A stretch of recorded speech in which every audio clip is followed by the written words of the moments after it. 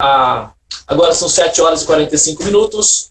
Eu tenho 15 minutos até as 8 horas. Aqueles que estão aí predispostos à metafísica, um pouco de exercício, né, intelectual, a respeito do Supremo, da verdade absoluta, da existência de modo geral. Então, permaneçam que nós vamos dar sequência na análise do que nós chamamos de Manipura Chakra. Nós já temos aí uma série de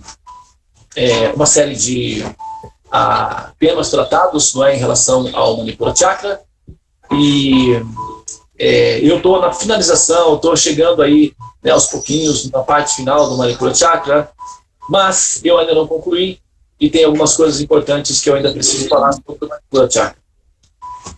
Na última vez, né, eu estava lá na floresta e nós falamos sobre aquilo que nós chamamos de...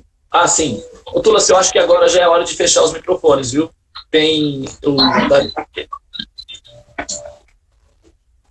Veja se você consegue fechar o... Eu acho que é o da Daiane que está aberto. Prontinho. Agora está legal. Nós falamos sobre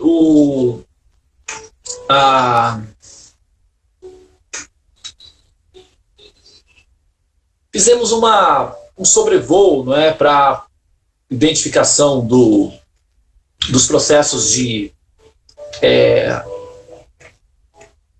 exploração do princípio do poder ao seu limite extremo, que é quando a apropriação indevida da posição de Deus por parte da entidade viva produz sobre ela um efeito colateral danoso, que é conhecido como esquizofrenia, o que no final das contas pode desenvolver-se para a psicopatia e eventualmente transformar-se numa escuridão bastante intensa, não é, que na verdade é o princípio do poder reverso, que é justamente o que produz os seres que nós chamamos de mentes diabólicas, né, que são os serial killers, aqueles que desfrutam do prazer distorcido de provocar dor e sofrimento no próximo, e com isso ele extrai a sua fonte de satisfação, que é exatamente o contrário do princípio decantado, que é a compaixão. O lado natural de Deus, não é, que é o ser quando se decanta, ele tem a característica fundamental da sua origem inicial, que é a suprema verdade absoluta, a suprema personalidade de Deus. Então ele fica maternal, como nós fizemos naquele processo de ontem, né, que foi a experiência da decantação dos seres, até chegar num princípio decantado absoluto, que pudesse ser identificado como sendo aquilo que nós podemos referirmos ao absoluto, à fonte original. Então fica maternal. O princípio maternal é compassivo, eliminar, diminuir o sofrimento do outro ao máximo, que é o que uma mãe faz, né? Uma mãe sofre muito mais quando um filho sofre. Então é muito comum as mães orarem para Deus: meu Senhor, se meu filho tiver que sofrer, por favor, não faça isso, dê o sofrimento para mim, eu ficarei muito mais contente. Então, se nós somos amigos, e se você me considera uma amiga, por favor, tire o sofrimento dos meus filhos e coloque sobre mim. Assim você vai demonstrar a sua afeição por mim, e a sua amizade por mim vai ficar definitivamente caracterizada como um fato irrevogável.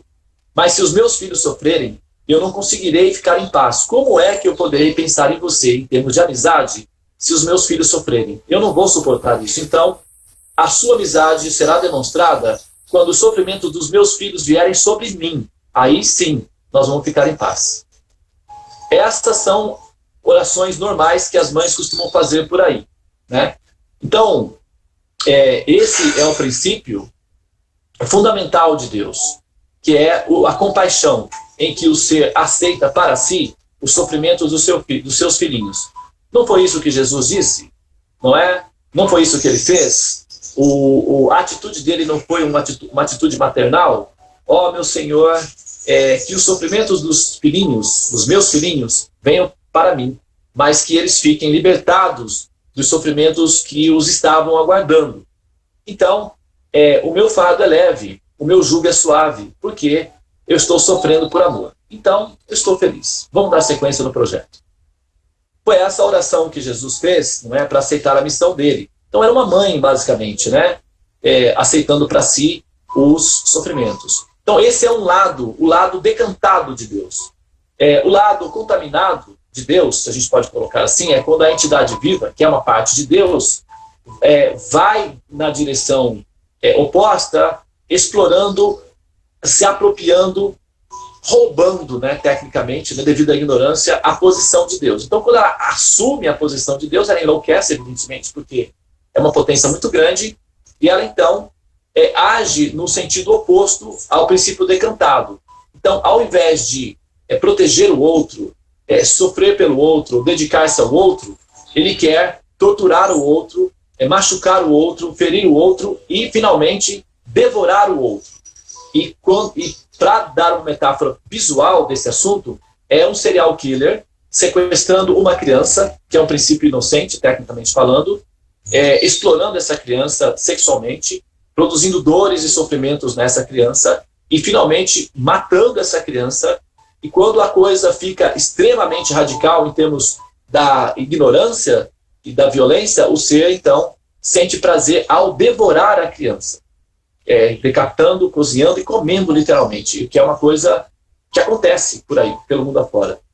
E tem alguns que, assim, para intensificar essa sensação de prazer com o sofrimento do outro, escrevem cartas para os familiares descrevendo como foi que ele fez todo o processo, o que é extremamente cruel, é extremamente cruel, é extremamente cruel. Não há outra maneira de descrever isso daí, a não ser as palavras extremamente cruel. E eles extraem prazer na crueldade. Então, quando uma alma condicionada na ignorância se apropria da posição de Deus e atua com exercício de poder, ele então deseja fazer isso, que é justamente a loucura que produz o contato com o poder. Eu não sei, né, aquele filme que nós assistimos aí há um tempo atrás, O Senhor dos Anéis, demonstra de maneira bem assim evidente esse processo, né? Que na medida em que uma pessoa que não está emocionalmente preparada entra em contato com o poder, dá um efeito colateral em que ela se torna um monstro, né, na verdade. Então, não é a ausência de Deus, é a apropriação indevida da posição de Deus que produz esse efeito colateral. E nós só precisamos entender esse assunto e nos decantar para que nós possamos ser livres dessa ignorância. E, claro, evidentemente, sermos mais felizes, porque é natural ser mais parecido com Deus do que ser Deus, propriamente falando. O absoluto tem uma potência que nós não temos. Ele é grande, infinito. Nós somos infinitesimais, nós somos pequenas. E quando nós nos apropriamos da potência infinita, dá uma confusão mental, dá problemas psicológicos, e o resultado é que nós permanecemos como pacientes esquizofrênicos numa clínica. E a consequência disso é ficar nascendo e morrendo, o que não é uma experiência confortável, já que a sensação ou a percepção de que se vai morrer é uma percepção assim desconfortável. Inclusive nós queremos nem pensar no assunto, porque justamente esse assunto produz desconforto. Não é desconfortável a experiência de sofrer as consequências dessa esquizofrenia, que é justamente nascer e renascer e depois morrer, isso continuamente, né? Então nós temos que sair desse ciclo chamado samsara, e para sair desse ciclo nós precisamos nos decantar. E para nos decantar nós temos que conhecer o processo de decantação, né? E o processo de decantação inclui conhecimento técnico de como é que as coisas funcionam. E é justamente o que nós estamos fazendo aqui, e esse conhecimento técnico do funcionamento do sistema, que é o que se chama normalmente de teologia ou de metafísica, né? A filosofia védica é basicamente, predominantemente, fundamentado na metafísica. Agora, aqueles que são decantados, eles são superiores àqueles que são contaminados, né? Quer ver só? Para dar um exemplo muito simples, né? Uma pessoa decantada, se ela quiser, ela pode fazer o mal. ela pode fazer o mal a alguém, se ela quiser, né? Porque ela tem o poder também. Mas normalmente ela não quer, né? Por exemplo, para ser mais prático, uma mãe, por exemplo, se ela quiser, ela pode pegar o bebê dela e jogar para fora da janela. Se ela quiser fazer isso, ela pode, porque ela tem o poder, ela está ali, a criança está dependente dela, então se ela quiser fazer isso, ela pode. Mas normalmente uma mãe não quer fazer isso, né? E por quê? Porque ela tem amor, ela tem compaixão. E o amor e a compaixão mantêm de fora essa possibilidade à distância, anos-luz, nem passa pela consideração. Quando isso passa pela consideração, é porque essa mãe já está, evidentemente, nos processos de adoecimento, né? Emocional, psicológico e espiritual. Mães naturais ou saudáveis, isso nem entra na configuração, fica até estranho pensar no assunto. Mas acontece que, para o uso da metáfora, né, é funcional. Então, uma mãe tem poder sobre a criança. Ela pode pegar a criança e jogar pela janela. Ou ela pode pegar a criança e abraçar, acalentar e amamentar, né? E isso é o que a gente vê normalmente. Agora, uma pessoa cruel, ela não tem ela não tem essa experiência do acalento. Ela não tem a experiência da ternura. Ela, assim, até tem vestígios, mas ela, então, é impulsionada a fazer aquilo que ela será chamada a fazer, já que a mente dela está contaminada com a ânsia pelo domínio do outro, então isso dá uma distorção e ela então é assim motivada a ser cruel. Isso é que ela fará. Então ela não tem a liberdade de ser uma pessoa amorosa. Ela não tem essa liberdade, porque ela está justamente aprisionada num princípio de crueldade. É como alguém, por exemplo, eu não fumo, certo? Eu acredito que a maioria de vocês também não fuma. Mas, se nós quisermos fumar, a gente pode fumar, certo? Nós temos a liberdade, nós temos o poder de simplesmente fumar. Agora, uma pessoa que fuma não tem essa liberdade. Uma pessoa que fuma, se quiser não fumar, terá que passar por um processo de decantação, sofrerá, terá dificuldades, vai ficar se lamentando, chorando, se arranhando e buscando e tal, um sofrimento. Então, isso prova que aqueles que não fumam são mais livres do que aqueles que fumam. Aqueles que fumam são prisioneiros. Eles serão chamados a fazer aquilo ao qual eles estão aprisionados. Então, eles são prisioneiros, eles não são livres. E quanto mais livre é uma pessoa, tanto mais poder de escolha ela tem. Quanto mais poder de escolha, mais livre. Aqueles que são mais livres são superiores. Por exemplo, se eu estou amarrado a uma árvore, eu não posso correr até o oceano e mergulhar nas ondas. Mas se uma pessoa não está amarrada, ela pode correr e mergulhar nas ondas e se refrescar. Então aquele que está preso tem menos liberdade. E aquele que tem menos liberdade sofre mais. Então os aprisionados, os prisioneiros, são sofredores. Os livres é que são, assim, felizes. E nós precisamos ser livres do condicionamento que nos obriga a nascer e renascer constantemente no mundo que nós chamamos de material, que na verdade é uma configuração de simulação, e o reino de Maia, né, a ilusão que está em andamento. Portanto, todo esse processo de entendimento do Manipura Chakra, dos processos relacionados com a yoga, a meditação, tem como funcionalidade decantar o ser para que ele possa eventualmente se qualificar para receber alta da clínica, não é? E a nossa função é justamente preparar possíveis pacientes que desejam, né, que queiram receber alta e que tenham condições de demonstrar que são capazes de ter domínio sobre si próprios, que sejam conscientes de si mesmos e que sejam qualificados para essa alta. Porque o programa, ele é muito, vamos dizer, impessoal, né, no sentido ele é frio. A alta é oferecida realmente para os pacientes tratados. Os pacientes, os espertinhos, eles permanecem aqui. E nesse caso, aquele ditado que as pessoas dizem, né? Ah, porque o mundo é dos espertos. Não é? Já ouviram esse ditado aí? Já ouviu isso, Tulasi? O mundo é dos espertos? O pessoal não fala isso? Sim. Não é? O mundo é dos espertos e tal. Eles falam isso, né? Tá certo. Eles estão completamente cobertos de razão. Esse mundo, que é o mundo das sombras, o mundo da ignorância, da morte, da esquizofrenia, é dos espertos. O mundo transcendental, divino, é para os inocentes, os decantados. Os espertos permanecem aqui e se transformam em adubo, nascendo e morrendo constantemente. Só os inocentes herdam o próximo mundo. Esse mundo é para os espertos. Então, aqueles que querem ser espertos já têm esse mundo disponível. O programa ele é muito assim, objetivo. Tem o mundo dos espertos, que é o mundo das sombras, e tem o mundo dos inocentes, que são aqueles que são decantados. Aí nós precisamos decidir qual é a nossa posição. Nós já tomamos a posição, né? Nós estamos nos decantando. Agora, é importante a gente saber de onde é que nós estamos saindo, ou seja, do que é que nós estamos nos livrando. E nós estamos nos livrando de um efeito fenomenal, que é coletivo, chamado foliadu. Eu não sei se vocês já viram falar nisso daí. Foliadu é uma palavra em francês que significa esquizofrenia coletiva. Ele foi identificado primeiramente num fenômeno que aconteceu numa cidade na Idade Média, em que uma pessoa começou a dançar. Se vocês procurarem esse documentário no YouTube, vai aparecer, tá? Assim, pessoas que morreram dançando. Você coloca lá assim, 500 pessoas morreram dançando. Daí vai aparecer lá o documentário desse fenômeno.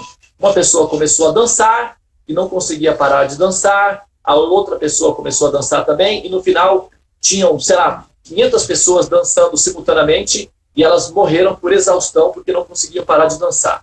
E esse fenômeno psicológico ficou conhecido como foliadu, que é quando uma pessoa esquizofrênica é tão radicalmente esquizofrênica que ela consegue convencer outros a entrarem para o mundo da sua própria esquizofrenia. São esquizofrênicos coletivos, né? É muito comum isso daí na psicopatia, quando casais psicopatas se juntam para sequestrar e matar jovens, ou como grupos psicopatas se juntam para produzir assim, assassinatos em série. Isso é um fenômeno chamado foliadu, que significa esquizofrenia coletiva. Então, quando nós somos convencidas, enquanto almas, de cultivar o princípio do desejo do domínio do outro e provocar do outro sofrimentos, isso é o que se chama de foliadu, e a prova de que os pacientes permanecem nesse estado de foliadu é o corpo material, chamado material, porque ele produz carbono e se decompõe em 70 anos. Então, essa situação, 70 a 100 anos, né, essa situação ela é desfavorável. E nós precisamos nos decantar dessa influência que justamente nos convence, não é, a permanecer na ignorância do processo da existência. E o primeiro passo, né, o ponto de partida para essa liberação do ciclo do samsara é compreender a diferença que existe entre nós, os atores reais, os seres fundamentais, e o personagem que nós vivemos, que é uma simulação de realidade. Então, cada um de nós vive um avatar, que é um personagem temporal, não um personagem efêmero, baseado numa matemática rudimentar, que produz carbono, que produz os corpos humanos, e nós temos aí uma média de 70 a 100 anos para fechar a equação. Os jogadores que conseguem se decantar com esse período são liberados da clínica. Os que não conseguem permanecem na clínica para continuar tratamentos. E o autoconhecimento, ou o conhecimento do eu, o conhecimento da alma propriamente dita, e o conhecimento da mente do absoluto, de maneira limpa, clara e amorosa, permite com que nós sejamos aceitos como pacientes decantados. E, naturalmente, nós somos transferidos para, enfim, para as alas mais suaves, digamos assim, e fora dessa ala, porque a ala humana é uma ala para pacientes tensos, pacientes tarja preta, e permanecer nessa ala não é muito seguro, sempre dá um problema sério. Então, aqueles que são cavalheiros, aqueles que são mais sóbrios, aqueles que são mais lúcidos, devem candidatar-se para saírem da ala humana, porque a ala humana ela é específica para pacientes tensos, que são prisioneiros graves. Por isso, a sugestão é assimilar conhecimento e candidatar-se para a liberação, porque o programa de liberação está aberto. E aqueles que se candidatarem e demonstrarem que têm alguma condição de serem liberados dessa ala humana, podem, então, eventualmente, almejar essa sensação de liberdade. E o mantra, o conhecimento védico tem essa finalidade, preparar os candidatos sinceros e também sérios para a liberação do ciclo do samsara. Ok? Bom, eu acho que com essa finalização, eu até sugiro que Karuna, se você puder fazer aquela pesquisa que nós fizemos sobre Foliadu, se você puder liberar no grupo alguma informação para que as pessoas possam ter acesso a esse conhecimento, por favor, se você não conseguir, me passa só um oizinho, tá bom? Que eu procuro de volta e coloco no grupo, tá? Mas, a princípio, é isso. Então, eu acho que, com isso, eu finalizo, então, o meu roteiro particular em termos da análise do Manipura Chakra, e agora eu vou ficar, então, com as respostas, né, das perguntas que surgiram como consequência desse movimento que nós fizemos, né?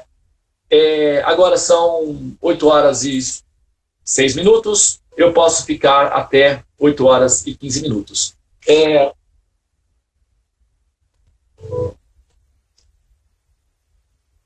Leia o comentário dela, Karuna, por favor.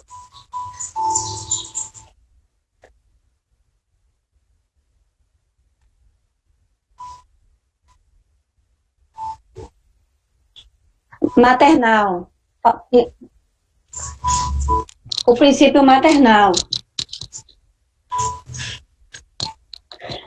Tá bom. Ontem você explicava sobre isso, né?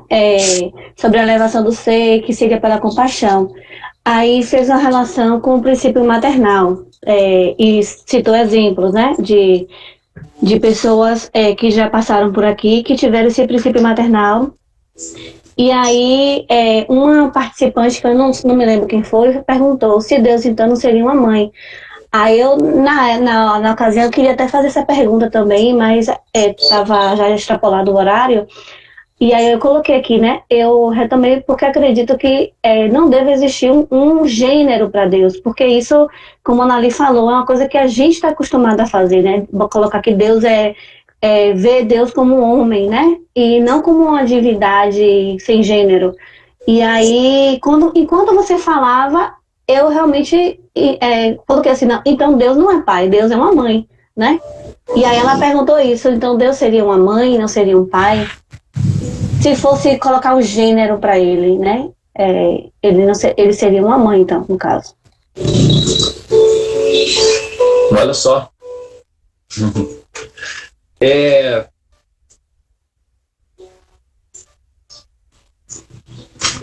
Olha, às vezes se diz, né, que os anjos não têm sexo, que a alma não tem sexo, né? Não, a alma não tem sexo. E, portanto, né, Deus também seria um princípio assexuado, digamos, né, sem gênero. Isso é o senso comum, né, o que vem de imediato, né, na nossa concepção da divindade, né, que não pode ter uma definição, não sexual. Então, portanto, nós fazemos a operação mais simples, né, que é a operação mais... nós fazemos uma cirurgia, né, cortamos do princípio essa qualidade de ser, né, e nós eliminamos de Deus uma possibilidade. Então, ele não pode ter gênero sexual. Então, nós eliminamos dele essa possibilidade. E fica um pouco complicado, né, fazer essa operação, porque nós estaríamos assumindo, né, uma autoridade de tirar de Deus uma possível qualidade que ele tem. E isso deveria ser, digamos, comprovado, né? Não pode ser apenas uma afirmação intuitiva. Afirmações intuitivas, elas devem ser acompanhadas de uma certa assim, abordagem filosófica que dê sustentabilidade a essa afirmação intuitiva. Então, intuitivamente, nós temos a ideia de que Deus não tem gênero, né? Essa seria a primeira etapa. Agora, é como, por exemplo, quando a gente, a gente pega não sei, eu estou acostumado, né, a lidar com o assunto de astronomia, então não sei se é comum para a maioria de vocês, mas tem a constelação conhecida como a constelação de Magalhães. É uma constelação aqui do Cruzeiro do Sul. Que é, assim, basicamente, é uma estrela. A gente olha a olho nu, a gente só vê uma estrela, tá? E no passado remoto não, na Idade Média para cá, quando a gente olhava para a constelação de Magalhães, a gente via apenas uma estrela. Com o desenvolvimento dos telescópios, agora, quando nós colocamos os telescópios na direção da constelação de Magalhães, na verdade, da estrela, que era a estrela, agora sim ela é chamada de constelação, porque na verdade é um grupo de galáxias. Um grupo de galáxias que a luz se amalgama e dá a forma de uma estrela, mas são galáxias. Cada galáxia, uma galáxia, por exemplo, ela tem trilhões de estrelas. A nossa Via Láctea, a nossa galáxia, que é a Via Láctea, tem simplesmente trilhões de estrelas. Então, cada galáxia tem trilhões de estrelas. Então, é o brilho de trilhões de estrelas unidas para formar o que a gente vê aqui, né, um brilho. Então, com uma lente um pouco rudimentar, a gente vê as coisas amalgamadas, embaçadas, né? Com a mente refinada, as coisas começam a ficar um pouco mais definidas, como, por exemplo, uma montanha vista à distância, né? É uma coisa homogênea, parece ser uma coisa só, é um verde homogêneo. Mas na medida em que nós nos aproximamos da montanha, a variedade da montanha começa a ficar bem assim definida, né? Então nós podemos ver a diferença das árvores, enfim, eventuais cachoeiras, etc. Mas a distância é apenas uma forma homogênea, compacta, né? E isso é devido à distância ou devido à lente que nós estamos utilizando. Então, quando nós aplicamos a lente para Deus, quando nós colocamos a lente para Deus, na primeira instância, nós vemos um princípio, assim, que é um princípio mais, digamos, fundamentado no princípio que é o princípio masculino, né? Porque a nossa experiência local é justamente o poder, né? E o reflexo vai ser um princípio masculino, porque a forma masculina, ela representa melhor o princípio de poder devido à estrutura biológica que dá a ela força. E na brutalidade, a força é um recurso principal, não é? A vida bruta das fases iniciais da evolução humana colocava a força bruta como sendo o elemento principal. A força intelectual não era assim interessante.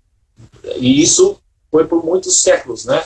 Agora, a gente vê que a força bruta, por exemplo, no passado, na Idade Média, um filho que era um ferreiro, um pedreiro, né, que tinha força, eram todos enaltecidos, não é, na sociedade.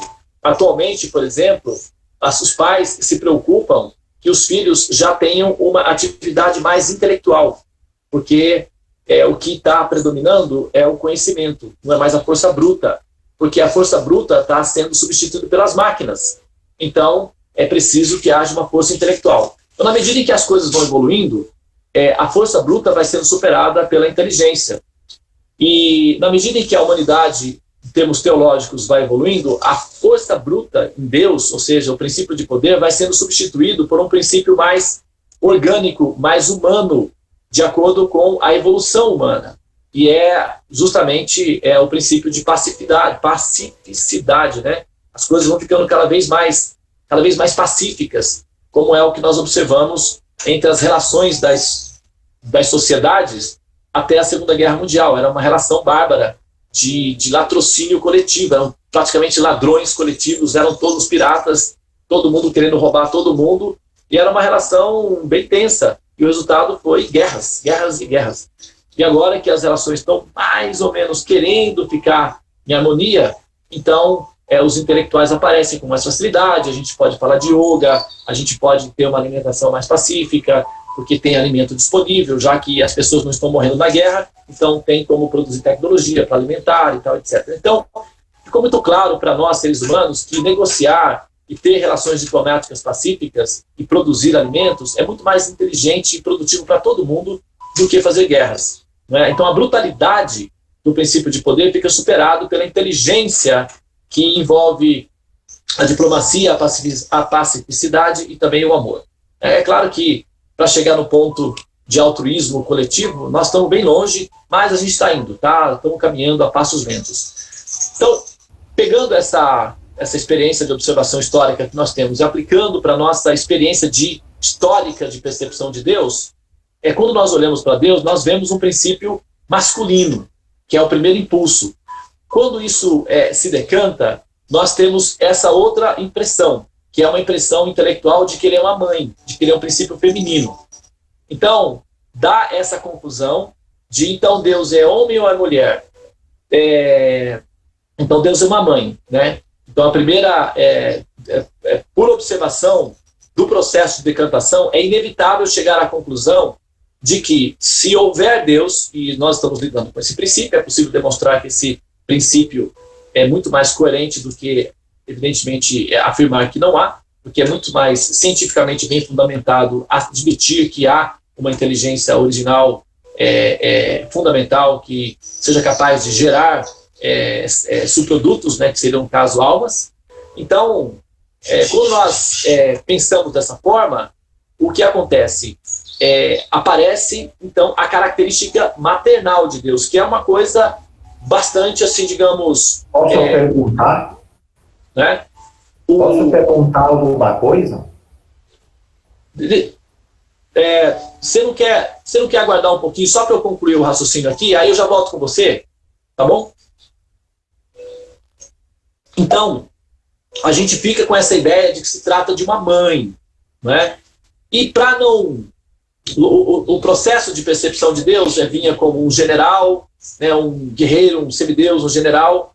Depois, no caso, né, da história do Ocidente, Jesus introduz um pai mais amenizado, mais humanizado, mais maternal, ou seja, uma mãe escondida. Ele apresenta ainda um pai. Ele coloca o arquétipo do pai, mas velado a isso tem uma mãe. Quando a gente descortina, não é, os fatores históricos, os resíduos históricos, os impulsos biológicos, e a gente olha a coisa meramente como ela é, então se descortina uma mãe, apresenta-se uma mãe. Daí vem a consideração, uma mãe. E aí nós temos essa impressão de que não pode ser nem mãe, não pode ser nem pai, então tem que ser assexuado, tem que ser sem gênero. Então nós chegamos nessa conclusão de que não tem gênero. Mas na verdade, a conclusão final, nós vamos chegar a essa conclusão final em algum momento, de que o absoluto, ele tem os dois gêneros em si. Não é que ele não tem gênero nenhum, ele tem os dois gêneros em si, tanto o gênero masculino quanto o gênero feminino. E é por isso que existe o gênero masculino e o gênero feminino, porque originalmente esse gênero está na fonte original. Então os dois gêneros estão presentes no absoluto. E agora, a primeira forma de Deus, a forma básica de Deus, é uma forma masculina. É a forma inicial. Quando Deus ele é superado em si, na sua existência, porque uma coisa perfeita pode ficar mais perfeita, e uma coisa mais perfeita fica ainda mais perfeita. Então, o princípio do absoluto, ele não é um princípio estático, ele é um princípio que evolui também. As coisas evoluem porque o princípio original também evolui. Então, quando esse princípio original, quando Deus originalmente evolui na sua existência, ele assume uma forma feminina. Então, a forma feminina é a metamorfose da evolução de Deus. E essa forma feminina, ela é uma forma extremamente confidencial. Ela não aparece no início. É como, por exemplo, um rei. O rei, ele recebe os seus convidados e tal, mas ele não mostra a rainha. A rainha não é mostrada para todo mundo. A rainha fica nos aposentos, em confidência, cuidada, protegida. Ela não é, assim, demonstrada para todos, só para alguns convidados especiais que conseguem ter uma audiência da rainha. Aí a rainha aparece, o rei mostra, apresenta a rainha, etc. Não sei se vocês lembram disso nos filmes, né? Só nos filmes indianos é muito comum isso daí. O rei recebe todos os convidados, ministros dos outros reinos, mas a rainha não aparece, não. A rainha fica nos aposentos íntimos do palácio. Quando existe um evento muito especial, aí são convidados os convidados mais especiais, os mais íntimos, os mais importantes para o rei, são convidados, selecionados, e aí nesse momento é que a rainha se apresenta. é mais ou menos assim que acontece com a intimidade de Deus. Nós não temos acesso à intimidade de Deus logo no início, até porque a humanidade está num processo meio caótico, violento, então não tem como chegar nesse nível, nem porque nem conseguiriam conceber isso daí. Então é melhor nem aparece no contexto, na verdade. Quando a humanidade, ou quando as almas vão ficando um pouco mais maternais, mais decantadas, é que é revelado para elas a característica mais íntima de Deus, que é a natureza maternal, feminina de Deus. É o que os Vedas estão, se propondo a fazer. É elevar o ser ao ponto de compreender a parte íntima de Deus, que é quando o princípio divino, a divindade, está numa fase mais evoluída. É quando ela assume a forma maternal, de fato, a forma feminina. Mas, nesse caso, não é que Deus não teria gênero. Na verdade, ele possui os dois gêneros. Deus em si já é uma overdose suficiente para nos deixar assim, em estado de êxtase. Agora, quando esse princípio se apresenta na forma íntima, pessoal, feminina, aí as coisas perdem um pouco a razão de ser, e não dá para falar desse assunto eu estou entrando aos poucos, falando algumas coisas, mas eu acho que a gente ainda tem muita coisa para conversar até chegar lá ainda. Pode falar, Raduí. Não, você respondeu a pergunta, mas a minha dúvida é que, na verdade, eu estava querendo entrar se a gente usar o princípio da mônada, que a mônada tem alfa e ômega, masculino e feminino, yin e yang, entendeu? Então, porque como eu estudei bastante a Madame Blavatsky na teosofia, né? Então, ela é adepta do princípio de Deus dentro daquela história da mônada. E dentro da mônada, quando nós temos a fagulha, a centelha divina, que nós vamos nos subdividindo e até se tornarmos humanos, na realidade a gente sai de uma energia que nem o mar. O mar tem elementos masculinos e femininos. Assim por diante, assim, também, Deus é masculino e feminino, né? Ou que nem yin e yang. Isso mas você explicou. Eu ia só fazer uma contribuição, mas eu consegui entender o teu raciocínio. Exatamente. A gente não precisa nem ir muito longe, né? Porque você está citando o Spinoza, né? O filósofo, né? Baruch Spinoza, que é, assim, originalmente propagador, né, do princípio da mônada. A gente pode... não é? Na realidade, é a Madame Blavatsky, da teosofia. Ela defende... Na verdade, a mônada, o princípio de mônada, ele já tinha sido elaborado lá atrás, na Idade Média, pelo Baruch Spinoza, né, que é o filósofo. A Madame Blavatsky, ela fez, né, ressuscitou a ideia, digamos assim, né, assim, trouxe o assunto para mais, modernizou, digamos, o conceito, e ela fez esse serviço, né, para a humanidade. Mas o que nós... Mas a gente não precisa nem ir tão longe, né? A gente pode pegar aqui o Pepeu Gomes mesmo, né? Se Deus é menina e menino, sou masculino, feminino. Mais cantado, mais baiano, né? Mais assim, mais astral. Então, eu acho que está tudo bem. A gente tem que, né? Quando nós fazemos essa cisão no absoluto, é uma espécie de tirania intelectual. Quando nós dizemos que Deus não tem forma, que ele é simplesmente uma ameba luminosa em estado de coma infinito, inalterável, isso é uma espécie de, sabe, até um pouco, meio assim, deselegante fazer essa afirmação. Porque, primeiro, você tem que sustentar que Deus seria essa ameba infinita. Depois, intuitivamente, né, pode ser, mas isso se deve a uma lente insuficiente. E é uma tirania intelectual porque isso obriga o princípio original a não ter forma, a não ter consciência, a não ter, assim, percepção da individualidade dele. Isso é uma tirania, porque nós obrigamos Deus a ser uma coisa para se adaptar à nossa capacidade inteligente de perceber do ponto de vista da nossa lente, assim, rudimentar. Então, o impersonalismo, ou a ideia de que Deus é uma luz semelhante a uma coisa meio inconsciente e que está lá só parada, muito assim, complicada filosoficamente, porque você teria que explicar o que deu nessa luz inconsciente para criar almas e gerar essa estrutura toda. Aí as coisas ficam bem evasivas, esotéricas demais, abstratas, cheias de princípios de energias e tal, e que não explicam nada.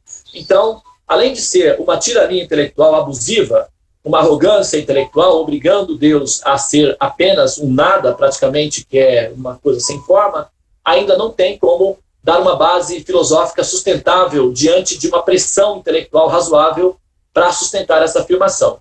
As colocações védicas, elas estão muito mais apropriadas porque nos permitem ter uma ideia bem clara do princípio original, e isso inclui a possibilidade real e plausível de que ele tenha consciência individual, já que esse princípio de individualidade pode ser observado na causa, e é algo que o efeito só pode ter. Se não houver, então a causa seria superior ao efeito, porque a causa teria uma característica superior, o efeito teria uma característica superior à causa, ou seja, o efeito teria o potencial de estar consciente de si mesmo, e a causa não, a causa estaria em estado de coma, fundamental, existencial, infinita e inalterável. Isso é muito estranho filosoficamente falando. Então, os princípios védicos pessoais, Vaishnavas, os Vedas, na verdade, eles passam pelo impersonalismo, sim.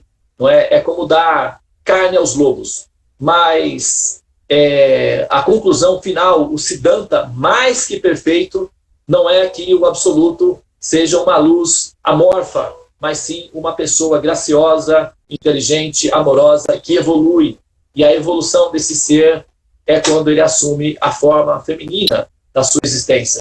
E essa forma feminina assume alguns nomes específicos, eu não vou entrar nesses detalhes agora, a gente pode até falar sobre isso daí mais para frente lá no Anahata Chakra, porque a gente precisa estar num campo apropriado para falar do assunto da intimidade de Deus. A gente está, nesse momento aqui, nos decantando, né, das concepções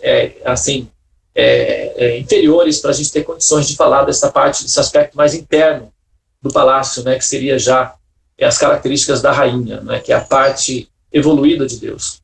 Interessante pensar nisso, né, que Deus evolui, mas nós evoluímos porque esse é originalmente a causa fundamental, ou seja, a suprema personalidade de Deus evolui, é uma característica dele. Só que é aquilo, né, uma coisa perfeita, que fica ainda mais perfeita. No nosso caso, a nossa evolução é sair de uma coisa ruim para ficar uma mais ou menos melhor, né? Mas no caso de Deus já é uma coisa perfeita para ficar ainda mais perfeita. Mas a gente, aos poucos, né, vai ficando melhorzinho aí, né, não, Harduin? Dá para melhorar, não dá não? Muito bem. Agora, deixa eu só ver aqui, não, o pessoal está se despedindo, né? Se não me falha a memória, até Emmanuel cita as mônadas. Vou confirmar, mas acho que em evolução em dois mundos. Não, o conceito ele é bem antigo, né? Tem uma falha no conceito das mônadas, que eu não vou mencionar aqui, tá? Porque eu acho que hoje a gente já meio que extrapolou. Quando nós estivermos no Anahata Chakra, falando sobre o Anahata Chakra, então aí a gente pode, de repente, trazer esse assunto. Amanhã eu vou dar atenção às questões colocadas pela Anali sobre os princípios do karma e como é que, né, assim, vou entrar em detalhes em relação a isso daí, tá bom? Para responder a pergunta dela, e possivelmente na semana que vem a gente consegue já entrar no Anahata Chakra. Ok? Muito bem, senhoras parteiras, vamos entrar em trabalho de parto? Senhoras e senhores, parteiros e parteiras de plantão. Bom dia a todos. Tchau, tchau, gente. Boa semana. Bom dia. Hare Krishna.